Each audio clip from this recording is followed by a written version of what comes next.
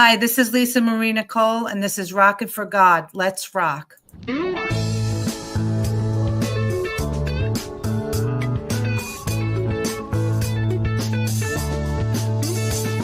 a light at the end of... Hello, everyone. We are back for a regular Sunday episode of Rockin' for God. I am your host, Lisa Marie Nicole. Today is Sunday, January 18th. Where is the time gone? It's almost the end of the month already. And before we know it, it will be Lent and then Easter, and Valentine's Day is coming up also next month. I don't know about you, but it's going to be a frigid 28 degrees tonight in Central Florida. So everybody better bundle up. Wherever you are, stay warm. I want to tell everyone that I am booked up for this show until mid-May. Excuse me. What a blessing. I asked everyone if they wanted a week that I had open, and 30 people contacted me. So now I have 2 weeks open in May. I have the 24th and the 31st available. If anybody would like these slots and you're watching this show, contact me quick before they are gone. I'm not booking into the summer until after Easter. So it's just May. I have a local jazz and Christian artist on. He's a musician on, Steve Greenfield. So stick around to the end of the show when I play my jazz song, The Love of Christ in You, and the O'Hare Dogs of the Week. Now let's get this show started. Be right back. I know you're there, God.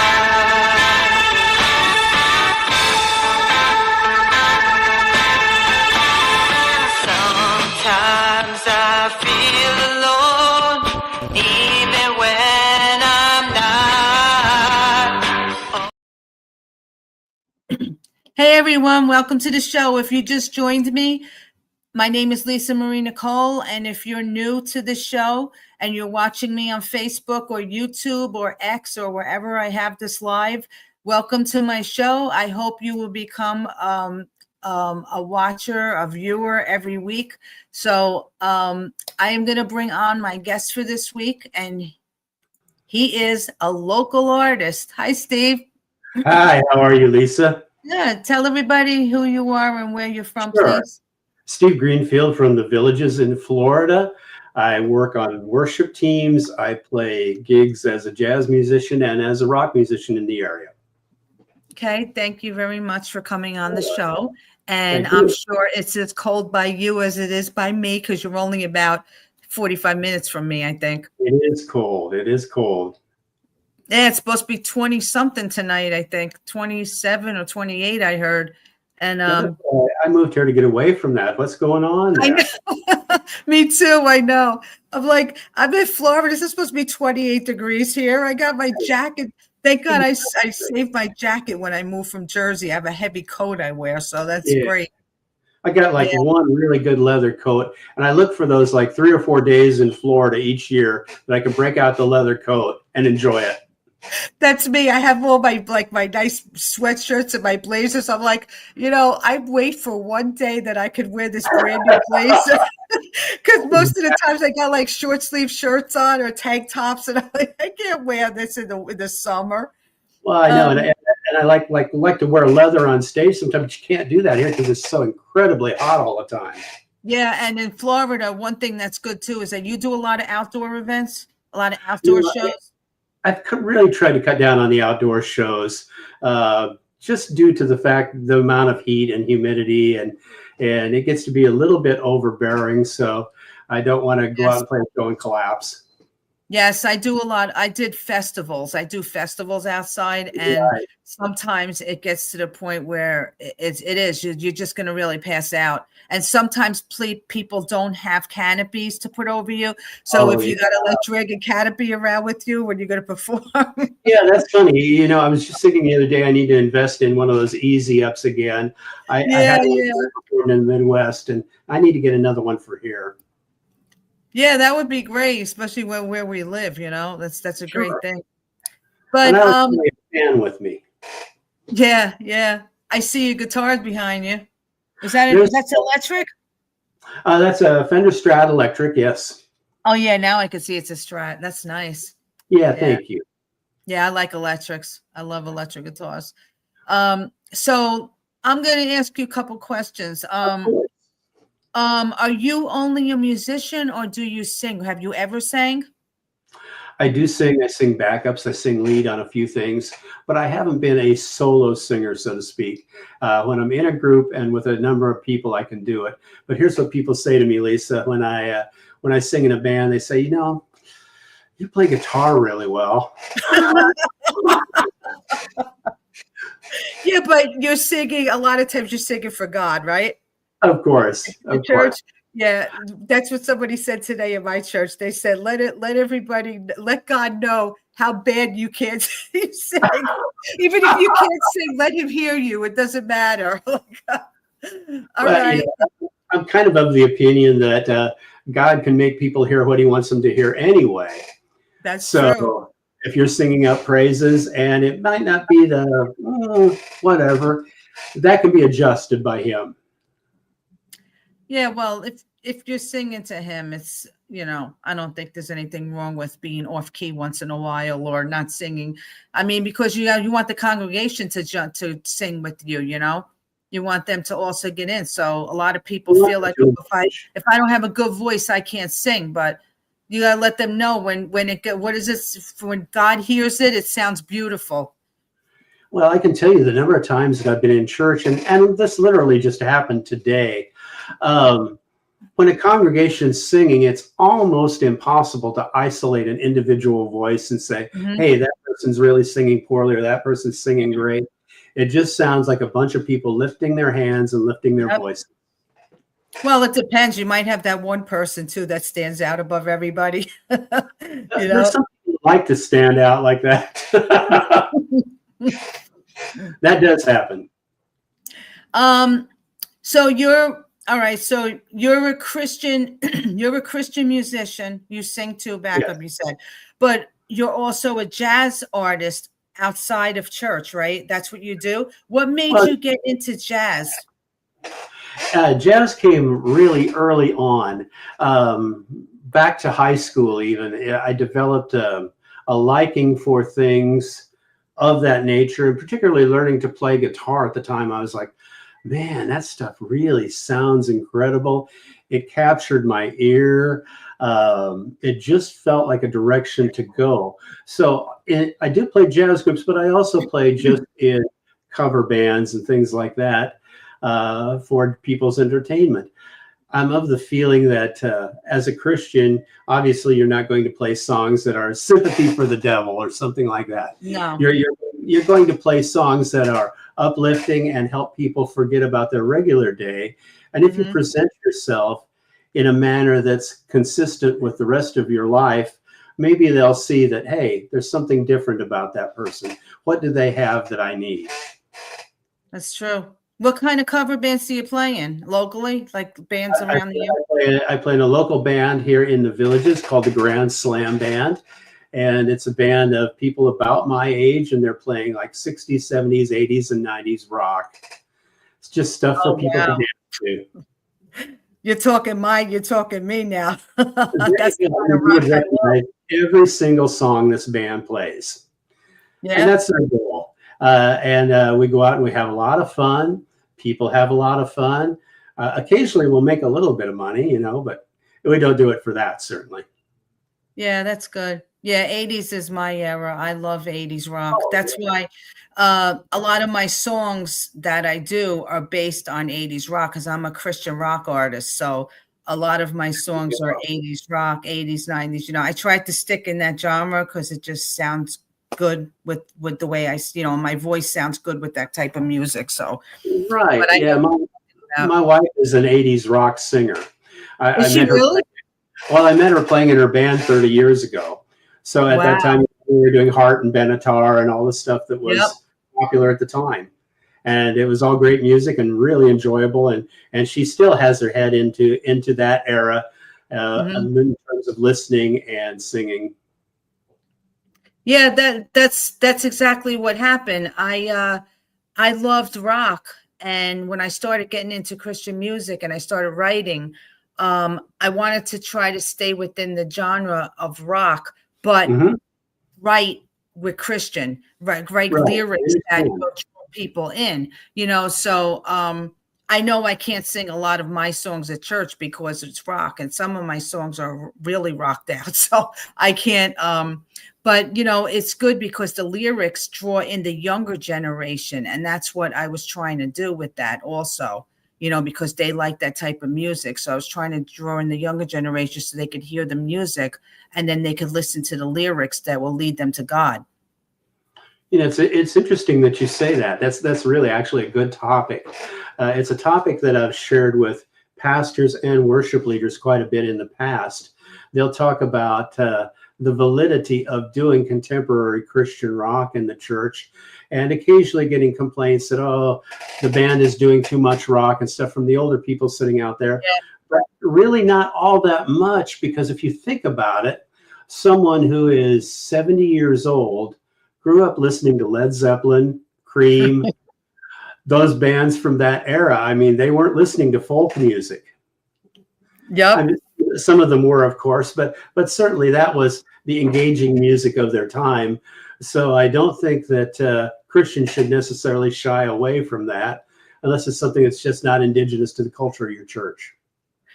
No, but in the music industry, I mean, you have like Christian artists, but you have like 1,000 different genres of Christian. I mean, you have like Christian Yeah. rock, Christian pop, Christian country, Christian this, Christian. I mean, there's like, yeah. But one thing I like about it is that, you don't have to strictly stay within that genre. Like my music can basically branch out to anything. I mean, if you listen to one of my songs, like somebody will say, "Oh, that sounds like pop," and somebody else will say it sounds like rock. So, Yeah. Okay, I get it. yeah. So I guess it depends on the person. They would have to judge it and how they like it. But you so you got all right. So you got into jazz at an early age, right? I did. When did you let me say something. Let me play your song first, the one you sent me, the Smooth Jazz Prayer. Okay. This is an instrumental of what you play, right? Right. Then I'm going to ask you this question. So this is one of Steve's songs, his instrumental jazz song that he did. You wrote this, right? You wrote the Yes. music for this? Okay. We'll be right back. Yeah.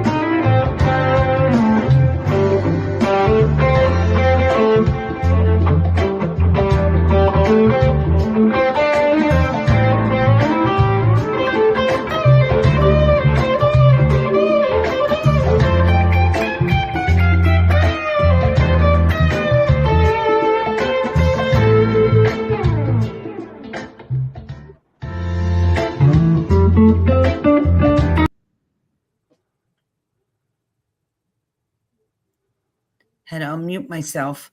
That's There you nice. go. That's great. That's nice. I like it. It's real smooth, and I love the Very much. guitar. I have a question for you. Of course. Where's the question? Hold on. What jazz artist first inspired you? Oh, wow. Who first inspired me? That's actually kind of tough. Going back, I think it was probably some of the actually the New York players, the people like Joe Pass, George Benson, Pat Martino, the fellas that hung around, pardon me, in the clubs in New York and played 7 nights a week. And you'd get recordings of them. You'd get like underground recordings of them, and you'd feel you'd feel something. You'd feel a communication. That's what got me interested. I actually was not into jazz too much growing up, but I actually know who they are. You mentioned. Hey, So isn't that great? yeah. Well, you're a guitar player. You would know. I don't want to show my age though, you know. I think everybody knows how old I am. But Is that carefully disguised? That's carefully disguised in the podcast, right? that's it. I'm hiding myself. There you go. Somebody asked me if I was in witness protection one time. I was like, no, the reason why I wear my sunglasses is because I have a problem with lights, with the bright lights. So my eyes are sensitive. So I wear these because of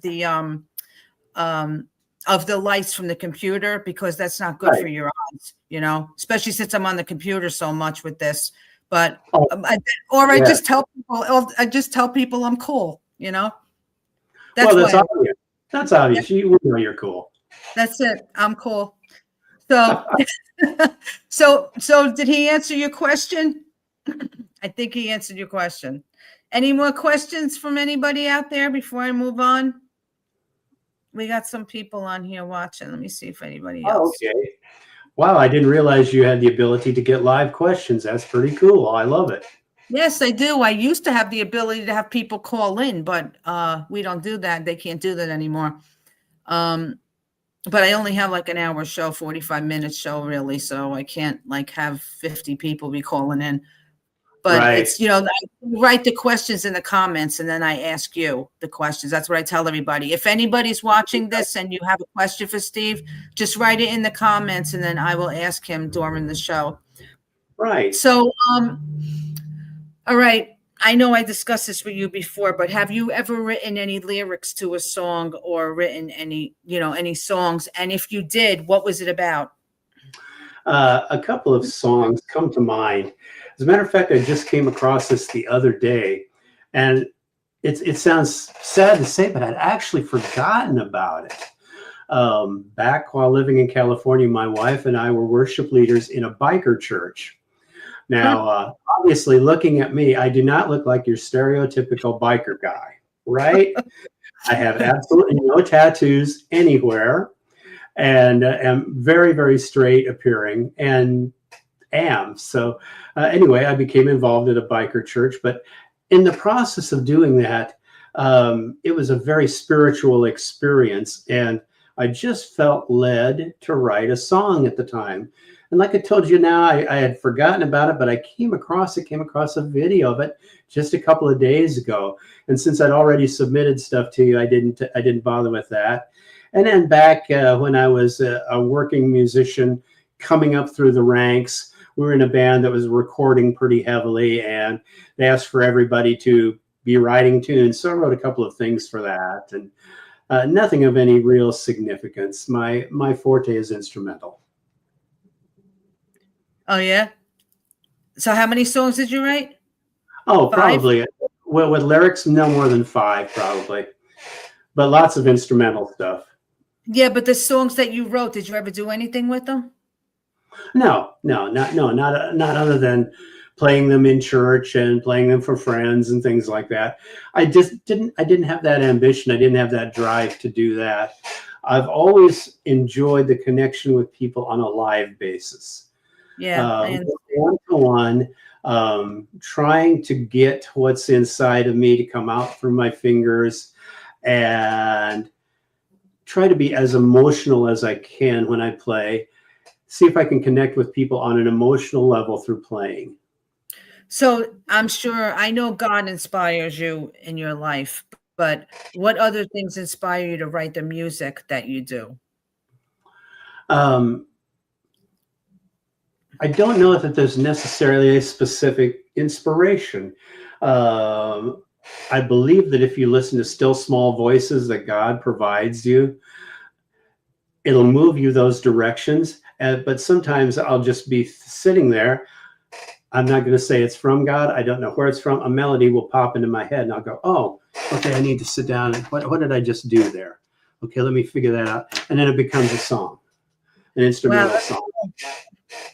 Yeah, because I write lyrics, so I don't know what it's like to write instrumental songs like that. So that's why I asked you that, because I wanted to know what you were thinking, like how your thought process of writing music. Sure. You know, I mean, I come up with the music for my songs also. I go into a studio with my musician friend and we record in the studio, but I come up with the lyrics and the music, the melody, and then we'll put it together. You know, we change it a little bit, but most of the times I come up with the music for it. But it's different when you do instrumental music because, you know, with artists that write, with songwriters, sometimes we write the song first and then come up with the music for it. Sometimes I'll have a melody like you. I will have a melody in my head first and I'll say, I got to put a song to this, you know, and I'll think of lyrics to put to a song, or they'll come to me, you know, the lyrics. And I know all of mine is divine inspiration because I wouldn't be able to do any of this without God, without Jesus. So we wouldn't be able to do anything without Jesus. So that's right. Nothing in life. I think more often than not, what comes to me is an emotional feeling. Like I wrote a song about my mom. My mom was an extremely supportive person in terms of me learning music when I was a kid. She would take me to lessons. She would be waiting to pick me up from band practice, all of that kind of stuff. Couldn't have asked for a more supportive parent. And so I was just thinking one night about her, and just memories of her came up in my mind. And so a melody came with that. That was a very, very poignant, I would say, melody. And the song evolved around that. And I'm going to play that right now for you. You sent me that mom song. I did send you that. Okay. I couldn't remember which ones I sent you. Yeah, you did. So I'm going to play this for you right now. So this is the song you wrote for your mom. Okay. We'll be right back. You're welcome.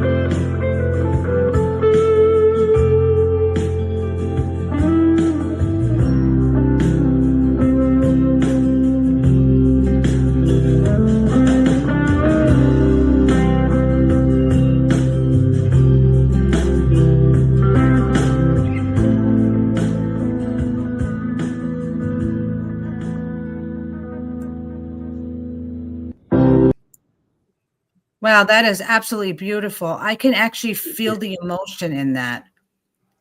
I Thank can you. feel that you wrote that for your mom. That's beautiful. And I That's don't very, even know, that doesn't even need lyrics. oh, thank you. That's very kind.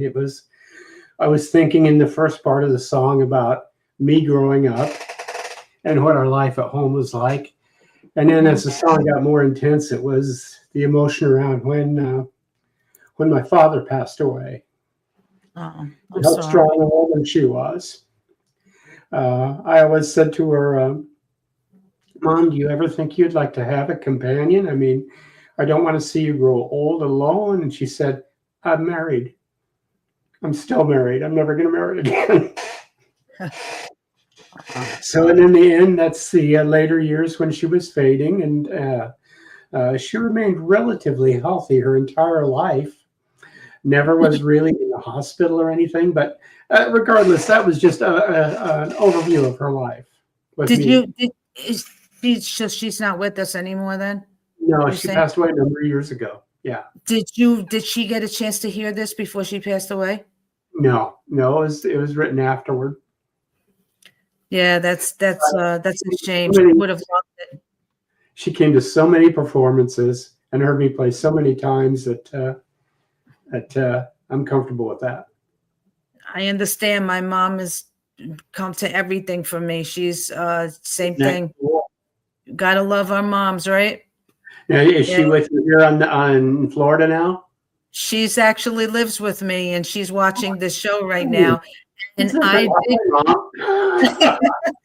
I did write a song for her called Mama I Love You. And I Oh did man, I released it a couple of years ago and she absolutely loves it. And it's based on a poem I wrote for her.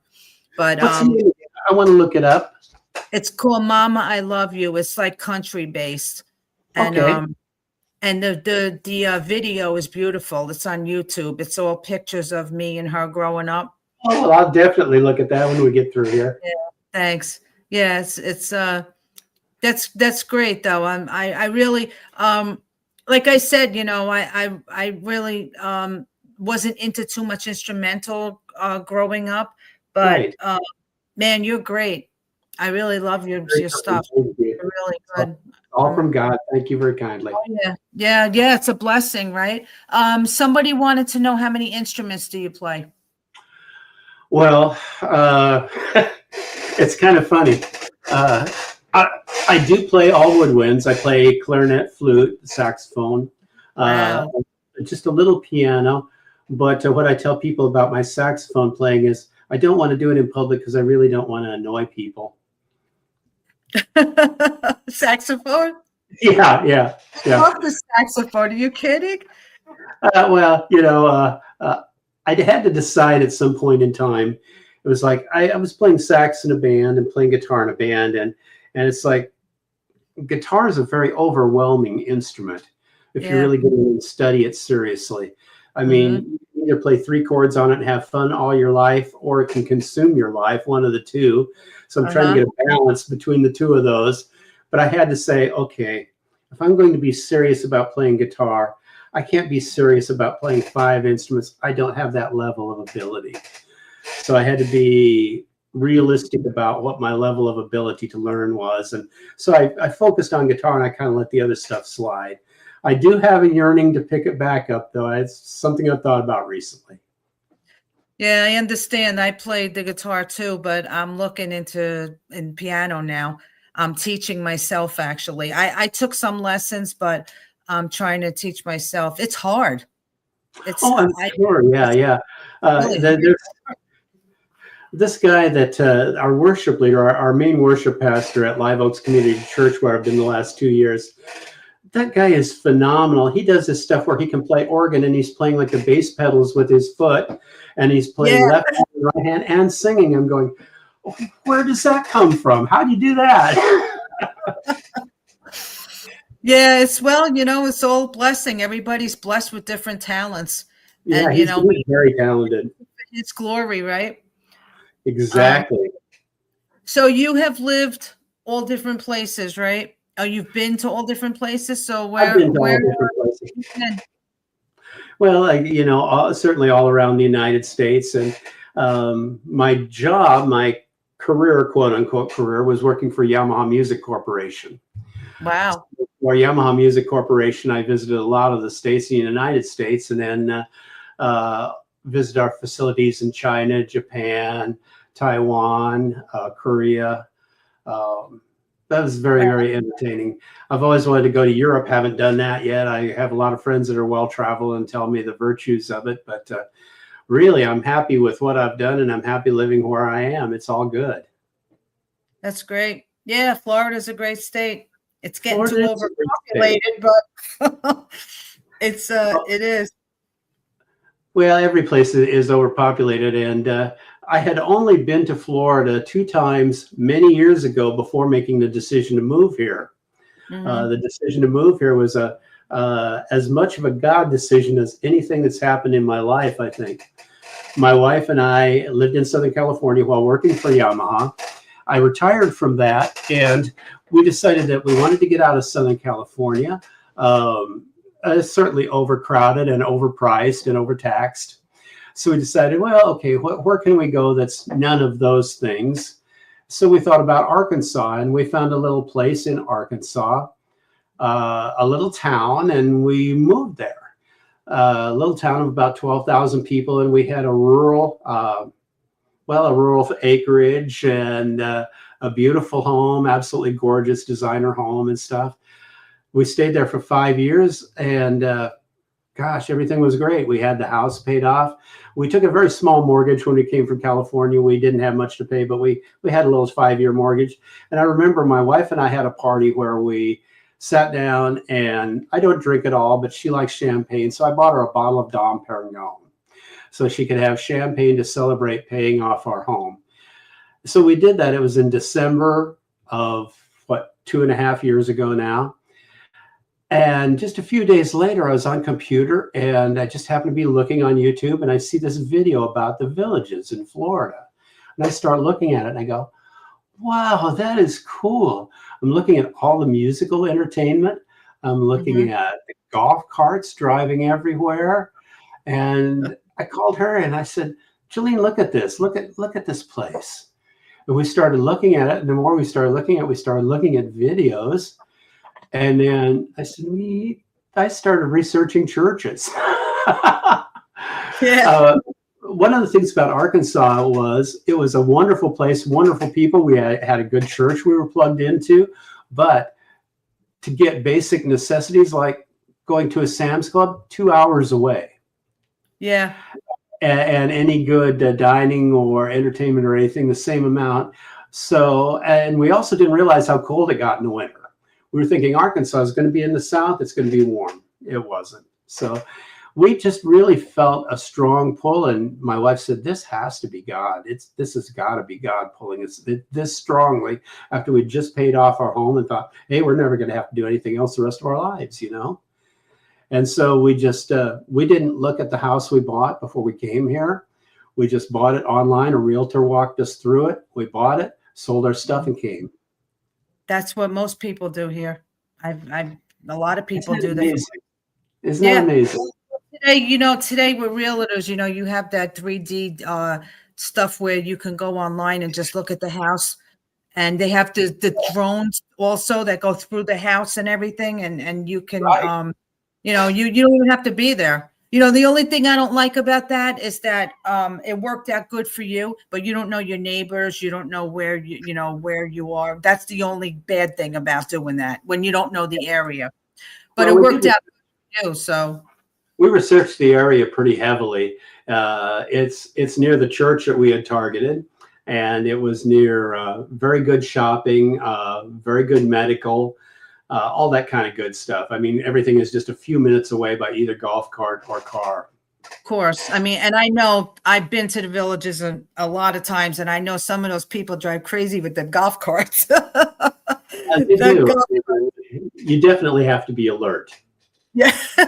And I like the ones that people that like have them made up like Mustangs and stuff like that. Did they still do that? They have like cars. They make them like customized, like they look like cars. Like, I know you pay like $40,000 for these things. It's just I know, it's crazy. It They're is. expensive. Are you in Lady Lake or are you in the villages? In the villages. Oh, If you're familiar with the area where, let's see if I can give some points of reference. Olive Garden, Bonefish Grill, yep.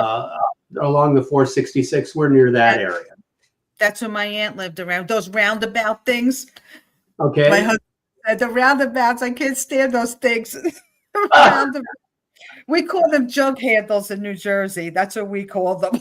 well, I just Say, saw a video the other day of somebody that was entering a roundabout and went the wrong direction. oh And yeah, somebody got him turning the wrong direction into the roundabout. it's funny. Yeah, that place is getting built up so much. It's unbelievable. It Um, is. yeah, they got hospitals, and I mean, it's a city. It's their own city. It's 155,000 people now. That's a lot because I think there was like 60,000 or 70,000 when my aunt moved there. So that's crazy. But if it's a good place to retire, people want to go. It's like you said, it's a little city. You don't have to leave. You got everything you need there. And now I think they're allowing people under 55 in there too, right? In some areas. So it's supposed to be like an 80-20. 20% of the people can be under 55. They're developing areas to the south end of the villages that they're considering this very far south end of the villages. Just to put it in perspective, it's a 30-minute drive to me to get to the south end of the villages. But the developers are considering that to be the center. So they're going to Wow. go beyond that. And those areas have a lot more draw to youth. As a Yeah. very interesting thing, the church we've been serving in, Live Oaks Community Church, has no youth because Wow. Really? everybody there is retirement age. Mhm. There's no youth program. There are no youth incentives. There's no real child care because it's all senior adults.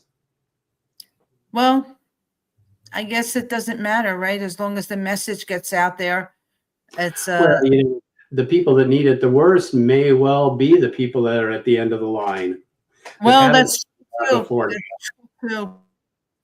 So how strong would you say your faith is right now? I think right now is very strong, and it has been strengthening. Like every other faith, you go through trials, you go through tribulations, you go through questioning what you're doing in some regards. We just made a very, very big decision to change churches. And the way that I've always considered that is that the Lord appears where there are ever three or more gathered, and then you have to find a place that's the best fit for you. And of course, churches change as you get into them and become involved. Things change, programs change, number of things change. And then you start looking, well, maybe there's somewhere that's a better fit. I'm still serving God. But today actually was our last day serving at Live Oaks Community Church. We met with both pastors, the music pastor and our senior pastor, had very, very positive meetings with them and good things to say about each other, and certainly leaving the door open to come back should that be God's movement in that direction. And we're moving over to Oxford Assembly of God Church next week. We attended a number of their Wednesday night services there, and one of the things that we've always loved, and I think we got this from being in the biker church, is we love freedom in worship. In other words, not being slave to, let's say, a backing track or something like that, where you have some kind of time constraint, because God doesn't have any time constraints. And if you have to be in and out of worship in 45 minutes to get the next bunch of people in, that's a time constraint. A lot of people don't know how services are run that aren't involved in them. There's a schedule. There's a schedule that kind of denotes how long everything goes, at least in this particular church there was. And that happens in a lot of churches. It's a schedule that you probably can't see it. It's going to wash out on the sheet. But anyway, it lists by the minute kind of what happens. So I've always been a person who prefers a flow that comes from God and not from us. We start something and we let it flow. In the biker church where we served, the pastor taught us a very valuable lesson. we came in and we came in as substitutes one day. He advertised for substitutes, and so somehow somebody reached out and called me, and I asked my current pastor if it'd be okay to go over there and play. He goes, yeah, sure. So my wife and I went over there and led worship one day. We finished, and the pastor said, you're our new worship leader. Go, no, wait a minute. No, I'm serving at a church over here in another city. And he said, go talk to your pastor. He said, we need you here. So I went and talked to my pastor. And fortunately, the church we had was very large and had a lot of people that could cycle in and out. So my wife and I went to the biker church for 2 years. What that pastor taught us was, when we first started playing a song, any song, and we go to the next song, didn't want us to stop in between, didn't want us to say anything. Of course, we would pray at the start, didn't want us to say anything, wanted to go to the next song, And he said, if the people are worshiping, you can continue those songs in a spontaneous manner, and just do whatever God leads you. If you feel that they're continuing to worship, he said, I don't need to pray. I don't need to pray. Excuse me, I don't need to pray. I don't need to preach. And so he would say, if the Spirit connects, if the Holy Spirit connects, I don't need to preach. There were a number of times, there were probably 6 to 8 times that we were there in 2 years where there was no sermon, because the people in the audience were slain by the Spirit. They were in the spirit of worshiping God. And it was very humbling to see these rough-looking bikers that had drug abuse, physical abuse, and every kind of substance abuse imaginable fall on their knees and give their heart to the Lord. A very, very humbling and satisfying experience. But we kind of miss having that openness of worship to continue if you feel led. So that's a long-term thing that is just literally coming to pass as of today. That's great. I'm glad that you found a home, and that's great. And you never know how many more people you're going to be reaching that way also. You never know. God uses different churches for different reasons. In my opinion, at least, I certainly can't know the mind of God, but you can tell kind of by the congregation that goes what's happening there. It's a very interesting study for me. The contemporary churches, I study that a lot. I'm studying literally every day. I study what's happening in terms of trends with churches and what's happening in the country now. And it's a fascinating thing to study. It really is. It's good. So what are your plans for the future now? Do you have any? Plans for the future is to continue trying to improve what I do, to learn more about the Lord, learn more about people, interface with people more. Being on praise team, you often don't get the chance to interface with congregants on a one-to-one basis, other than just, a short introduction afterwards. I want to get in deeper, meeting with people, and just want to make sure that what I do is of a quality that represents God's kingdom. When David was called to assemble musicians to play together and put them into 12 bands, he was called, and it says in the Bible that he was called to use skilled musicians. So that's I want to make sure that I keep my skills at a level that God would find pleasing and acceptable for praise to him. Oh, that's nice. And I do a lot of study. I'm continually studying. One of the books besides the Bible that I read is a book, and you probably can't see the title of it here, but the title is How to Worship a King. The author is Zach Neese. And Zach Neese provides some very, very interesting insights to what the nature of worship is, in his opinion, of course, based on scripture, and what churches should be pursuing and what they shouldn't be pursuing in terms of relating to how we should be giving the King worship. So I study that kind of stuff a lot, try to learn from it. And hopefully some of it will sink in. That's great. Well, how can everybody find you, follow you, and if they want to see you perform, just tell everybody that information, please. Well, it's easy enough. On Facebook, it's just facebook.com/Steve Greenfield.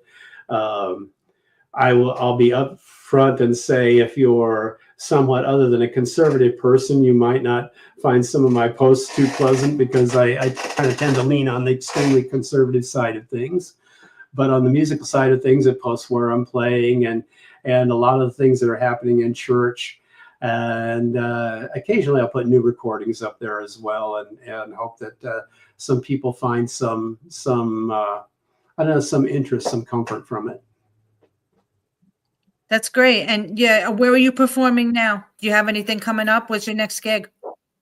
Actually, next gig is in church. I'll be playing at Ozark Assembly of God on Wednesday night in the praise team there.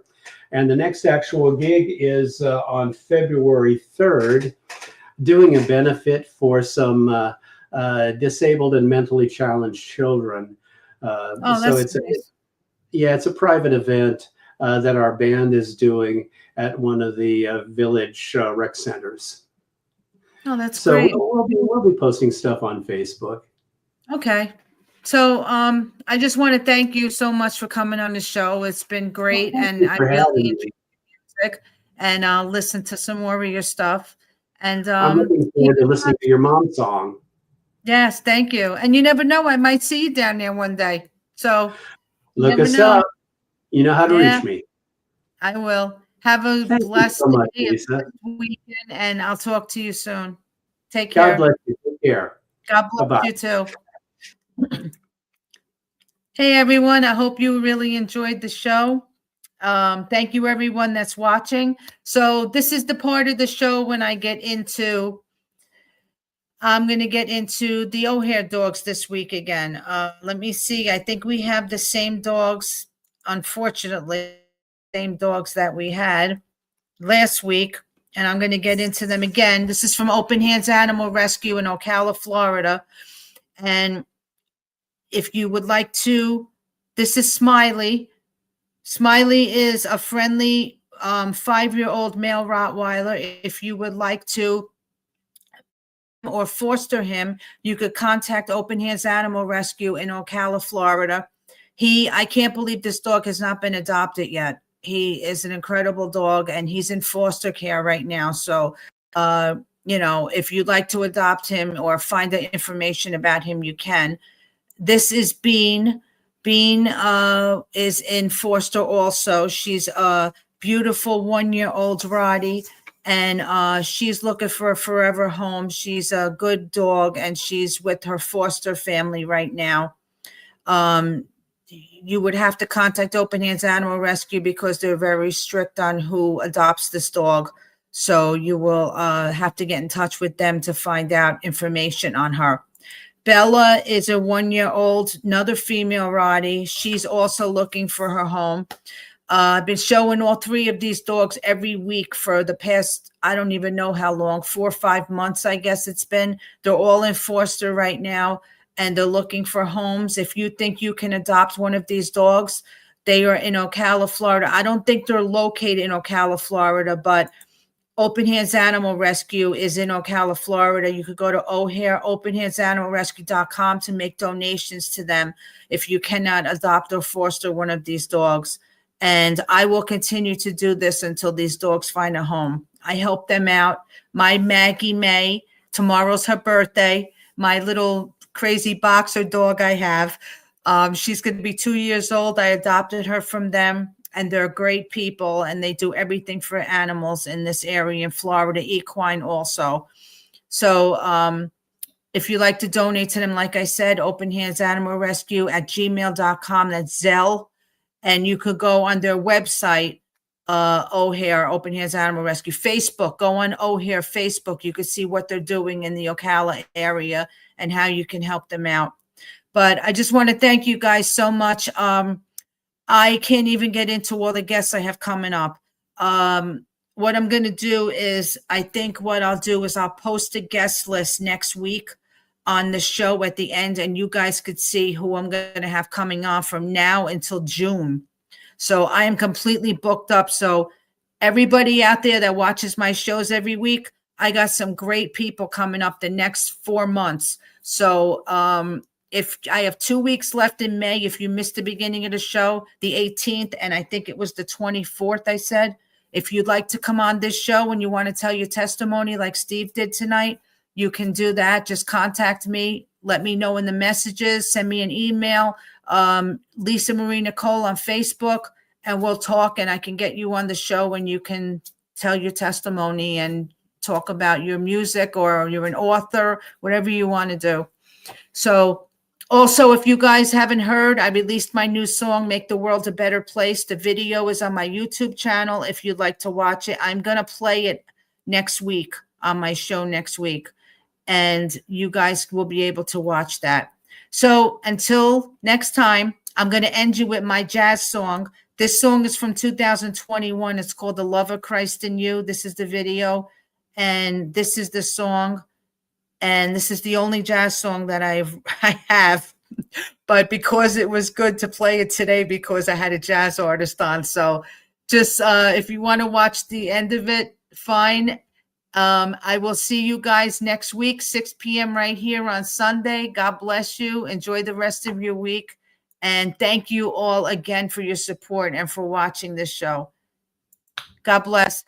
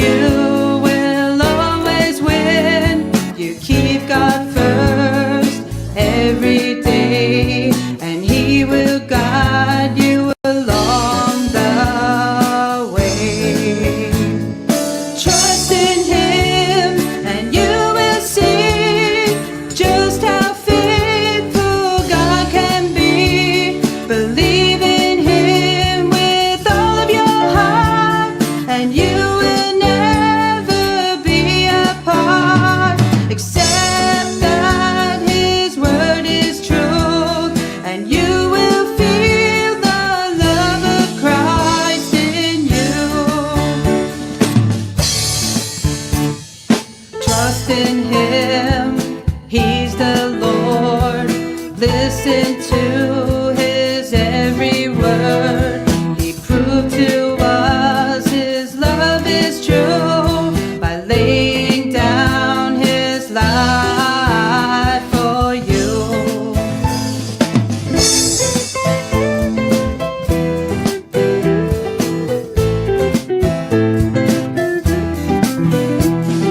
Trust in him and you will see just how faithful God can be. Believe in him with all of your heart, and you will never be apart. Accept that his word is truth, and you will feel the love of Christ in you. The love of Christ.